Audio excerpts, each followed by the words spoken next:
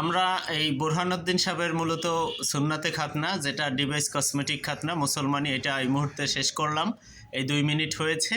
এখন আমরা শেষ করে মূলত তাকে সোফায় বসিয়েছি। দেখুন, সে একেবারে পাঞ্জাবি টুপি, ভিতরে লুঙ্গি পরা আছে, তিনি বসে আছেন এবং তিনি হেঁটে যাবেন, বাসায় খেলাধুলা স্বাভাবিকভাবেই করবেন, কোনো ধরনের সমস্যা নেই।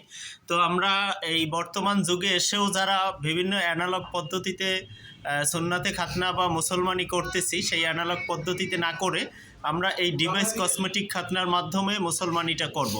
তাহলে দেখুন, বাচ্চারা খুব আনন্দে থাকবে, স্বাচ্ছন্দ্যে থাকবে, একেবারে ব্যথা মুক্ত থাকবে এবং মুসলমানি করার সাথে সাথেই তিনি উঠে হাঁটতে পারবেন এবং হাসতেও পারবেন। হ্যাঁ বোরহানুদ্দিন, ব্যথা পেয়েছো তুমি? এখন ব্যথা আছে? কোনো ব্যথা নেই। তার যে মুসলমানি হয়েছে সেটা তিনি বুঝতেই পারতেছেন না। তাকে আমরা বলেছিলাম যে পরিষ্কার করে দিব, বাসায় পরবর্তী দিনে কাজ করব, অথচ তিনি টের পাননি। তো ধন্যবাদ। সবাই একটা সালাম দিয়ে দেন। সালাম দেন।